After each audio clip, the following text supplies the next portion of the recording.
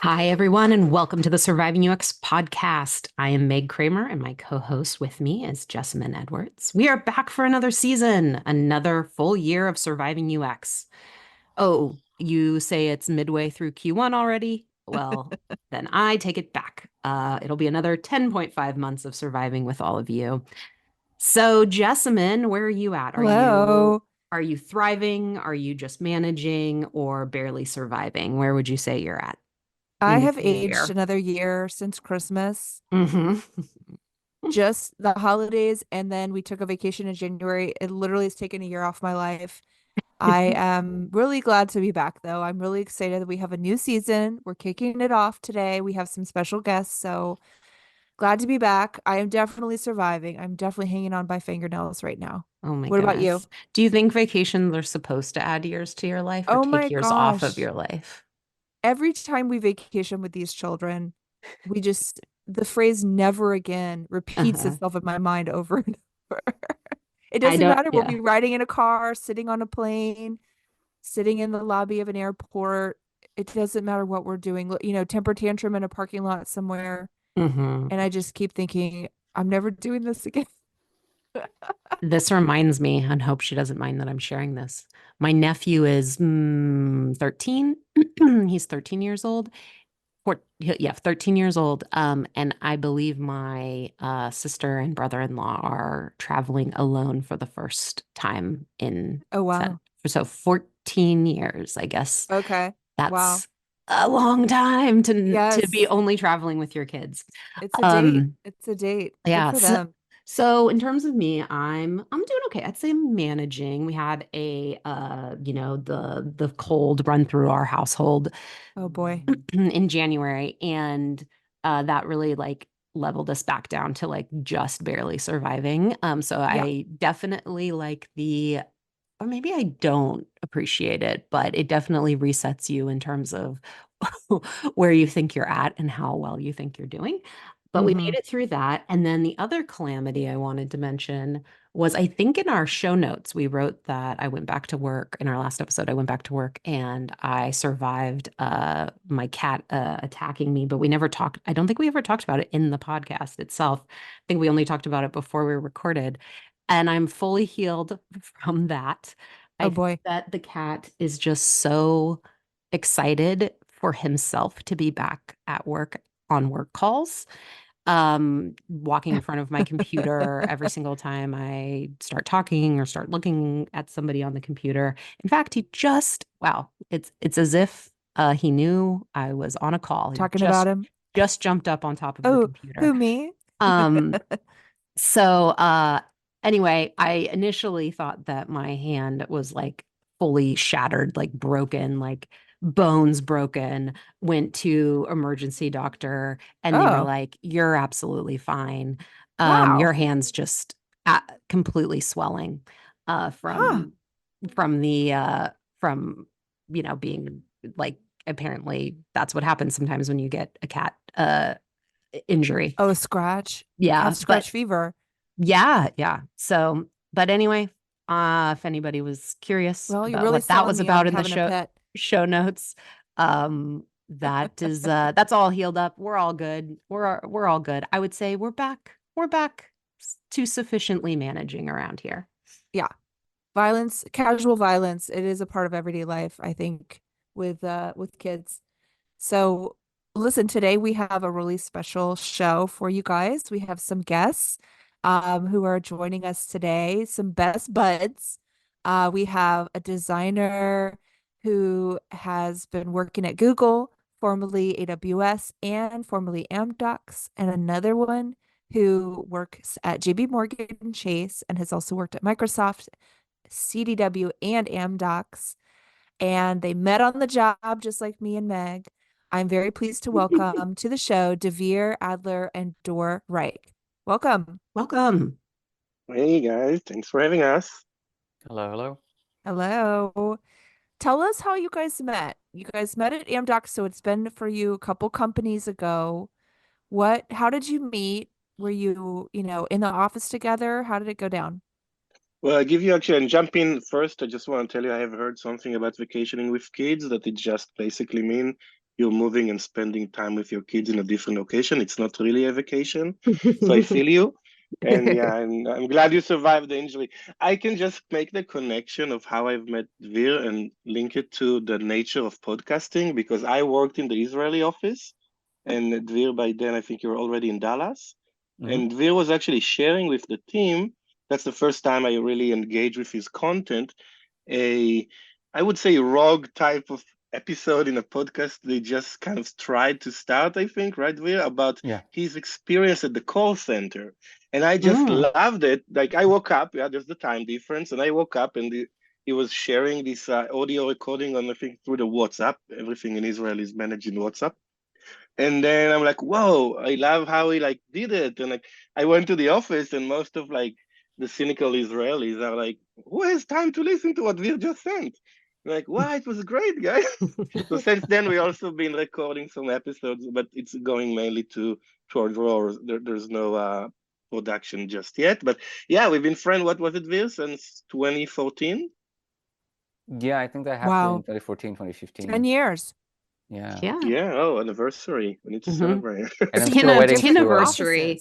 It's the 10 is 10. I love it. Yeah. Right. So we'll actually, Dvir was still in Dallas and I went over around April, I think, of 2014, if I'm not mistaken, or maybe 2015 by then. We did like a week together when we did some discovery for a project. And I moved to Chicago after then. So I also worked in Chicago and now in Brooklyn, but we kept in touch. And yeah, we've also been relocating a few times, right? So yeah, seriously. Yeah, I am impressed That's because very I cool. feel like I am more able to connect with people like in person and build kind of like these lasting connections. And Jessamyn and I met in person when we worked together, but we're able to stay in touch because of, remote and all that stuff. But it's yet another thing to kind of make that connection with somebody where you guys aren't working at the same office all the time. Yeah, and then COVID hit as well. So now everyone, but I think it was a beginning of a beautiful relationship, and then we survive different locations physically and professionally. Wow, that's awesome.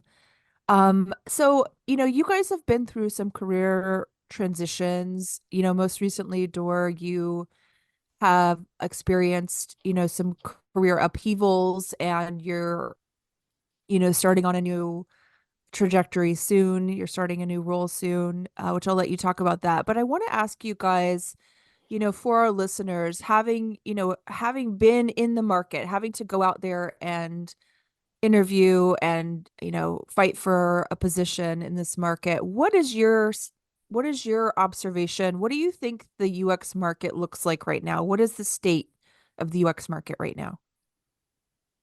Yeah, I mean, Vir, you want to start? Actually, I have to admit that I don't know what it's like out there. I'm fortunate that it's been a bit of a while, like 2 years, and 2 years is an eternity in this market. So I wouldn't have any latest status. Right. But I would tell you that in my current role that I'm doing for 2 years now, it took me 3 attempts, several years. The last attempt took over 1 year. So I guess some journeys take longer than others. That's all I can offer. Yeah, I can share. So we talked a bit before we started the recording, right? So I've been out of Microsoft since the end of September. So it's been like a bit over 4 months of my search. What was, I guess, the main insight, as it's kind of a cliche and was always the case, is at the end of the day, it's all about the network and the survive. I can tell you that I left after acquisition and integration, and I was laid off, and I kind of enjoyed the fact there were many waves of layoffs. So saying I got fired wasn't like a shame, and that really helped my, ego-wise, it's a big component, right? You never like to admit of a failure.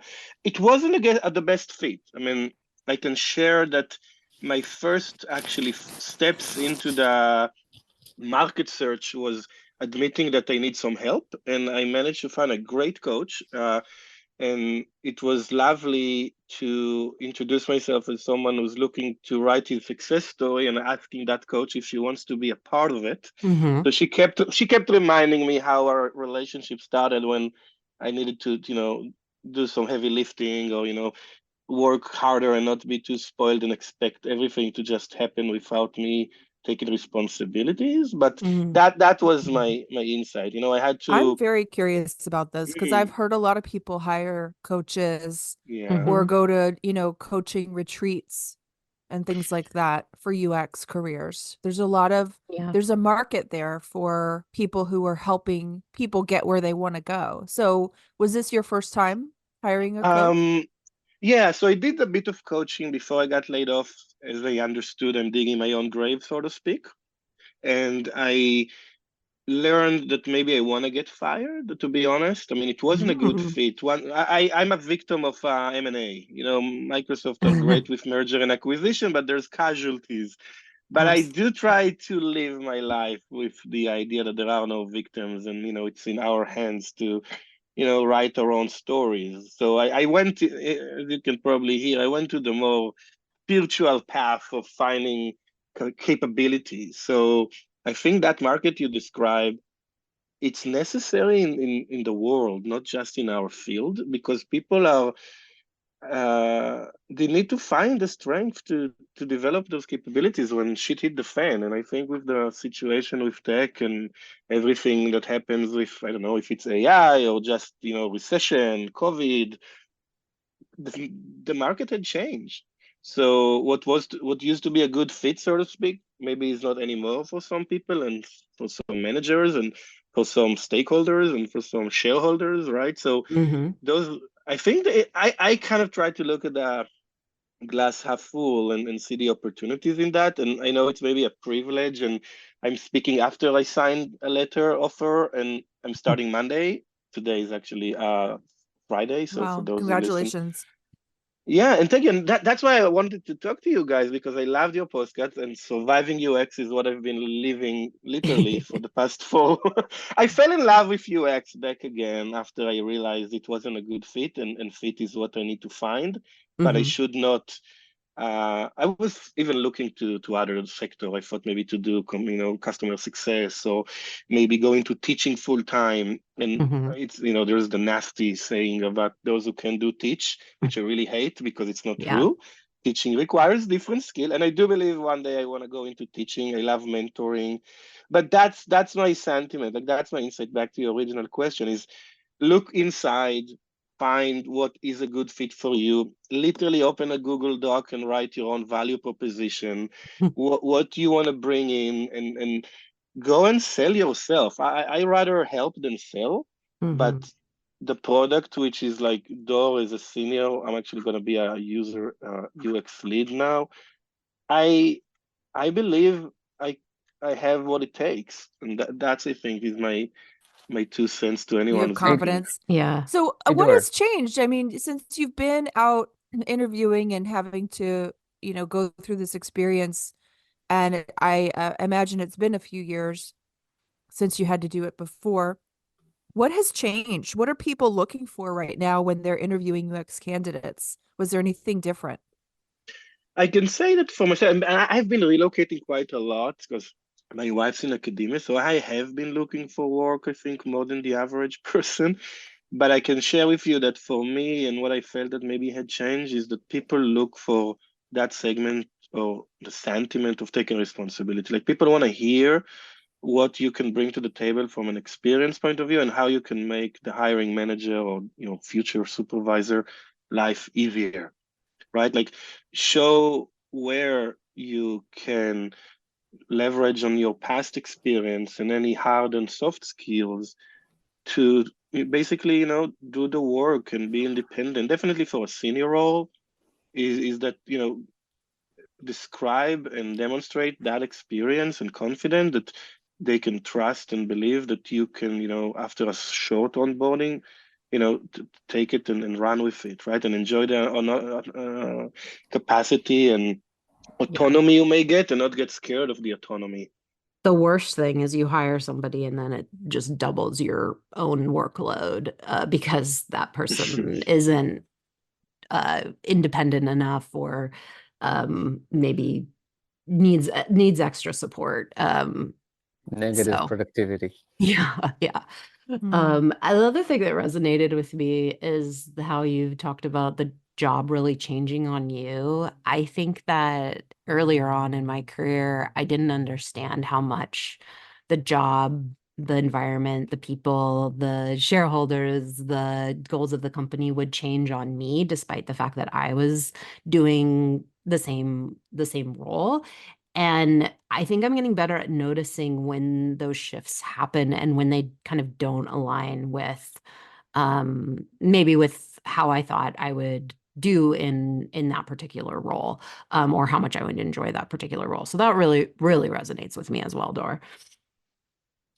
Yeah, and for me, it was definitely in the another thing that helped is I started meditating much more. So Mm, reflecting and applying extra focus on what's going on and what makes you tick, what's your motivation and what's important to you. mhm. That's actually when I was thinking of you guys and as we chat before the recording is something I'm kind of somewhat not anxious, but care to put my mind to is how to make sure I'm entering and leveraging a productive and efficient onboarding process. So you kind of you brought this up as something that you've been thinking a lot about, like this idea of onboarding. So I want to put it out to you guys. Think back to all the jobs that you've started in the past. What were some of your nicest onboarding memories or moments that you had when you started a new job? Like, getting swag, or I mean, I think that's like a new trend, It but was so hard to start during the pandemic, to be honest. Mhm. I just feel like, and then maybe not early in the pandemic either. There was just a lot of like fatigue, I think, or maybe not even fatigue, but just kind of like, okay, we've kind of figured out how to onboard people remotely. So and now we're just like running through it and I don't know, nothing feels like special. I know you asked for the best experiences Mhm. and my Yeah. first thought was like, ugh, what was difficult about my Uh-huh. last one? Yeah. So I don't Was know. there anything good about onboarding? I mean, Dora, is Yeah. this new job going to be remote for you, or is it going to be in person? A hybrid, so 3 days in Okay. person. But Hmm. the previous one, I can say I started when it was fully remote, and Hmm. I literally, I mean, explicitly didn't look for a full-time remote just because knowing my personality, and this is also my answer about my best experience was the buddy system because Mm. I'm a people person, and I believe that there's so many nuance that you can't necessarily convey in a short paragraph or a video that meeting someone and going together for a coffee and just chit chatting and making a personal relationship. Hmm. And for me, it's a good evidence that the place is also caring about what I care about and having a Mm-hmm. personal relationship. Yeah. Just, I mean, Yeah. I have a Tell funny, us. good memory. I joined this small startup back in 2019, and um, when I onboarded, and much after I onboard, I love asking questions and um, actually take pride in me asking a lot of questions. So there was one of the first sessions I was sitting down with a few folks from that startup. There was my manager, there was the PM, and a bunch of other engineers in the room, and they were telling me about the product and what it does. And I'm asking about the customers and the users and all that. And they're saying, yeah, we can do this and we can do that and we can do this. And I'm asking, okay, so if the product is this and this, why don't we take it together and do this thing? And they You burst had laughing. advice for them immediately. Yeah, obviously, I was out of bounds on day one, and that happens to me a lot, and I'll talk about that too. But I actually was able to kind of structure it in a kind of a ignorant question, like if we have this and this, why don't we do this? I didn't say we should do this, but rather, can we do this and should we do this? Mm-hmm. And they burst laughing, which kind of caught Mm. me by surprise. And I I didn't rarely I In a get good way laughter. or in a like? I didn't know what to make of it at those few seconds before they gathered themselves and said, "Well, we laugh because this is exactly what our CEO wants to do." This is Oh, Ah, funny. Nice. yeah. So that gave me a boost to keep asking questions throughout my career. So Okay. They humored you.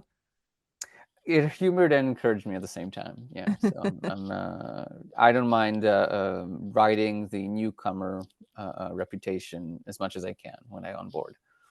Yeah. yeah, I Asking away. think the mistake I've made in the past is pretending like I know stuff. And when you're new, you don't know stuff, and that's fine.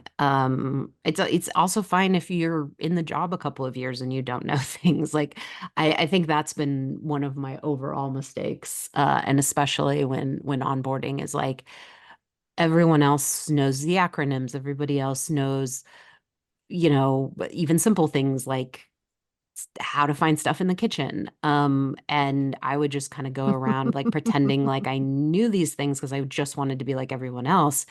And it's just so much harder to pretend to do that than it is to just be honest and be like, I don't know. I have Yeah. no clue what you're talking about. You have to define that acronym because it makes absolutely no sense to me. And kind of to add to what you were saying, Dvir, I think is that when you are in some of those situations where you're voicing opinions from essentially from the outside because you're new and you're not yet on the inside, if they are bringing up stuff that's confusing or bringing up stuff that confirms like a CEO's opinion or something, it's super interesting. It's a super interesting thing to see somebody else who hasn't been a part of the system bring up something that maybe everyone takes for granted, or That's very true. everyone else has already been like, oh, well, that's too They hard to tried that fix. 2 years ago and Yeah, it didn't yeah, work. So we'll yeah. never speak of it again. So that's the And benefit of Meg, hiring new people.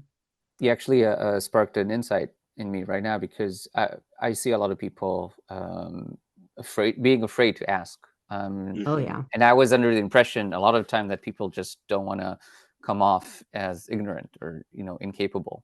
But now you may realize it's more than that. It's a sense of belongingness. If I know what's going on, I'm on the inside. I'm attached, or like I'm one of these guys. I belong. So never occurred to me, but now I understand that deep need. But don't you trust someone more if they're like, I'm not sure what that means, tell me, versus they just sort of silently nod or, glaze over? Like, to me, it builds trust if someone is vulnerable that way and is Mhm. like, help me. I don't get that. Yeah, I just don't think I understood that, or haven't understood that, or the feeling of belonging outweighs kind of like the fear of not belonging is more powerful than like the things that maybe would actually build trust, like showing vulnerability. I think that's why people aren't vulnerable. Yeah. Well, And I Dora, think you're going to Jessamyn, be lead on this team, right? You said.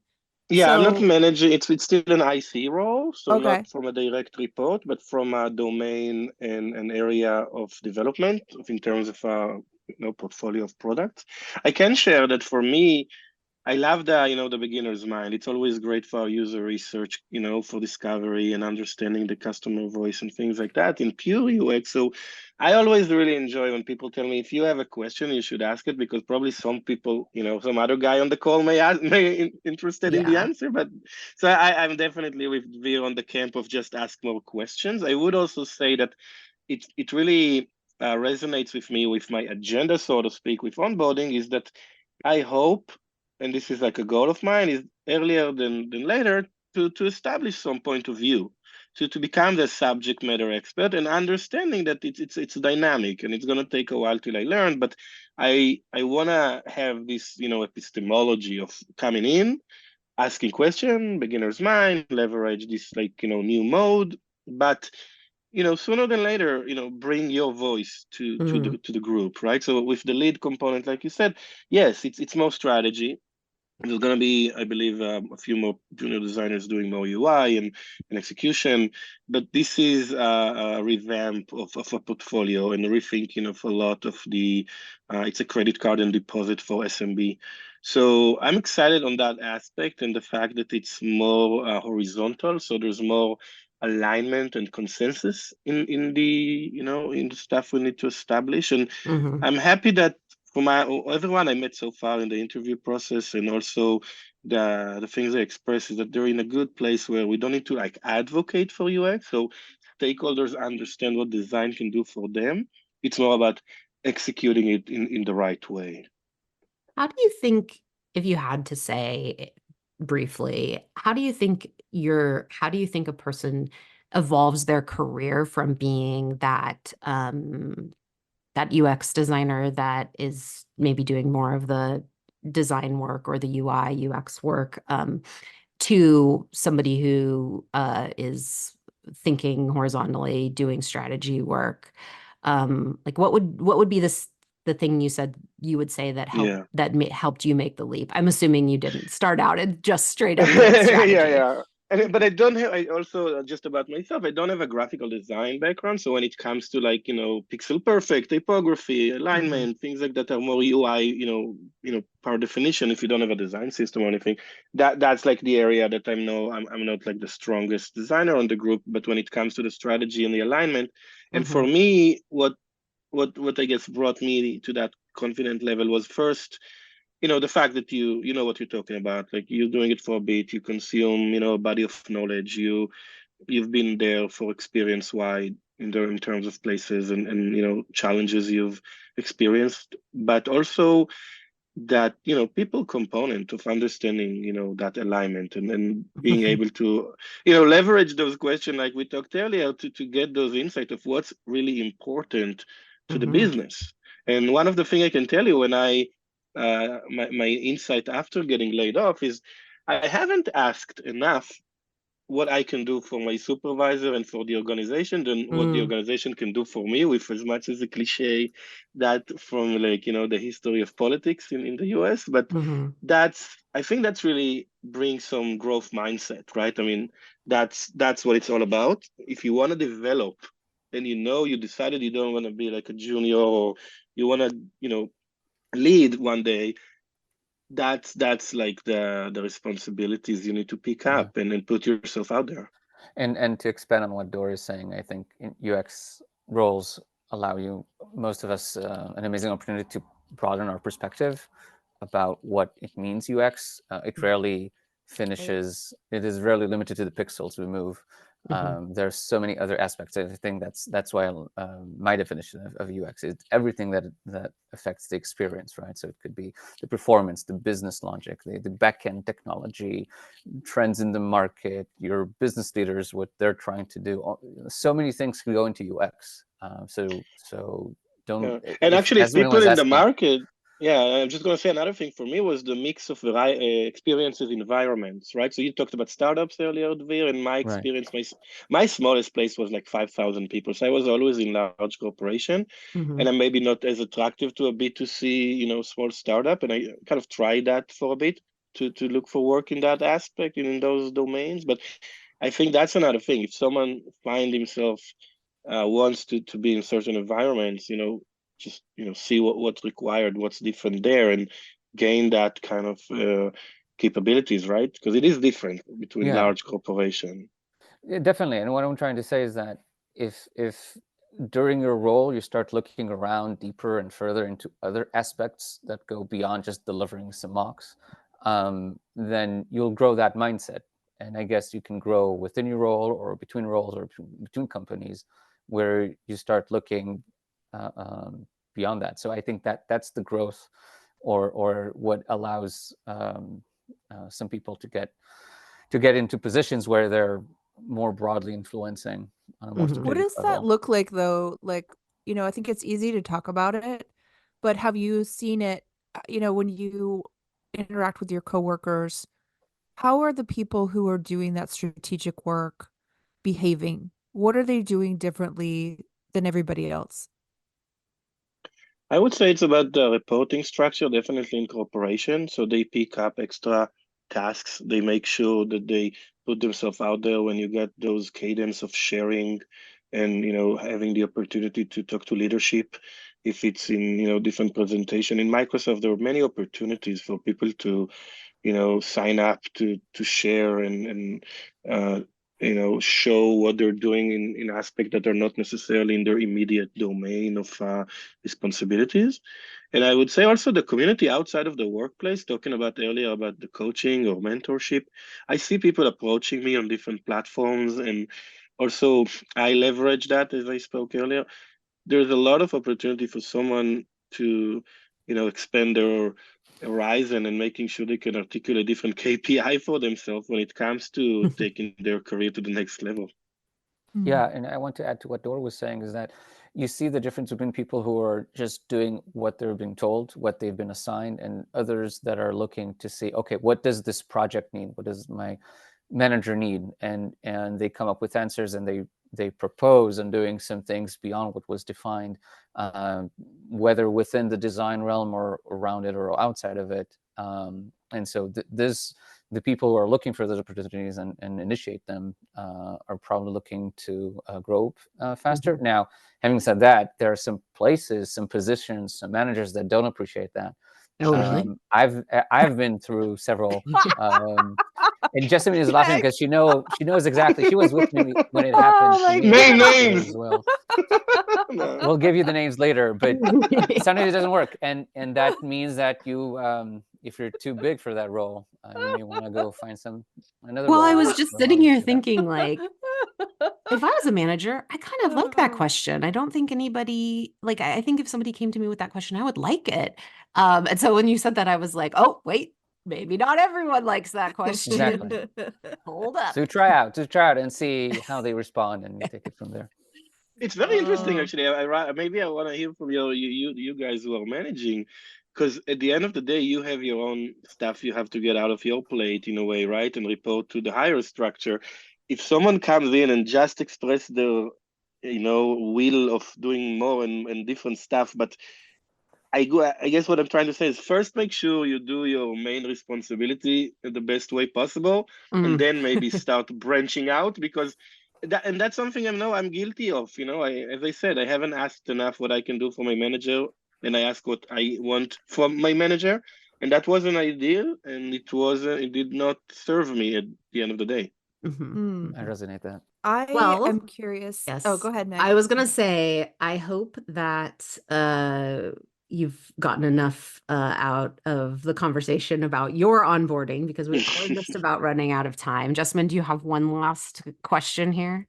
I guess the only other thing I was curious about, Dor, is like you mentioned that you intentionally did not look for remote roles, and your new job is a hybrid. And, given, I think all of us are either working remote sometimes or hybrid in office sometimes. Is anybody back to the office 5 days a week yet? I don't think anyone will ever say that they're mandatory 5 days, right? 5 days. That's like so 2000 and what? You think it's coming? I mean, yeah, No, I'm I don't curious. think it's coming, by the way. I think it's people understood they don't have to, make it mandatory. But for me, by the way, we talked earlier with the video and then we turned the video off. I mean, I want to have that extra signal feedback. And I'm in New York, so I'm privileged to know that I'll have enough hybrid opportunities. But that's another thing. Like if someone is physically, there's more opportunity as a full-time remote. So I'm definitely not against it. I don't believe any employer will ask for a mandatory 5 days anymore. But I do see that people say they need for certain roles to be 3 days a week. Yeah. Is that your ideal, Dor? Like if you had your say, what would you choose? Let's reconnect in a month, because I haven't had Okay. that, to be honest. Also at Microsoft, when they opened, after they acquired us, they moved us to a different offices. I came in between 1 day to 2 days a week, and it wasn't beneficial at all. Like actually, those weren't even the productive days, because you end up talking all day with people. And I loved it, but the people I really needed weren't there, and it just didn't make sense to come in. And I hope here with this mandatory 3 days, although there's also an office in Jersey and Chicago and Dallas, and I don't necessarily know how the team is distributed. So I Mm-hmm. would say for really drafting the ideal setup, it depends on the team and the product. Dvir, what about for you? What's your ideal? I find it that when they make people go into the office, better things happen. But to a degree, in our place, it's all over, and I see most people log into meetings from remote, from home. Yeah. So unless there's a critical mass, Mhm. it doesn't show. It doesn't help. Yeah. Yeah. Doesn't bear fruit. Yeah. But My Yeah. ideal, I know I'm Mhm. not the guest on this podcast. My ideal would be mostly remote and then sell all the buildings so you're not having that on your whatever, your what's it called? The sheet of Your balance sheet. your balance sheet, thank you. And then use all that money to like bring people together in really cool locations like Mhm. once or twice a year. I think because my well, I don't know. I'm going to say this because this is what I want. I think my best and most like concrete memories in the past, even when I was working in an office, was when we would have kind of like these one-off events that were kind of like special or where we Mhm. were mixing with other offices. And I think you can still have that if you put money into it. But the problem is that I feel like all of these companies are stuck in paying for the infrastructure that they already have and forcing people to come back like to the And another really bad circumstance or like consequences of what you're saying is that the offsite are now in the office. So yes. Ugh, it's like terrible. double negative, right? Like I'm with you on the Yes. retreat, I'm The with you on the offsite. worst. And those Yes. offsite, when they're really intense, that's when you actually build those rapport and Yes. relationships. So I'm with you on that for sure. Oh Okay. boy. Cool. Cool. All right. Well, Memories of the offsite, the real offsite. yeah. Guys, thank you so much for joining us. It's been so fun to talk to you, and I wish you lots of luck with your new role, Door.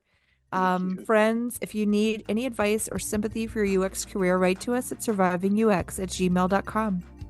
Bye-bye. Thank you guys. Bye-bye. Thank you. All the best.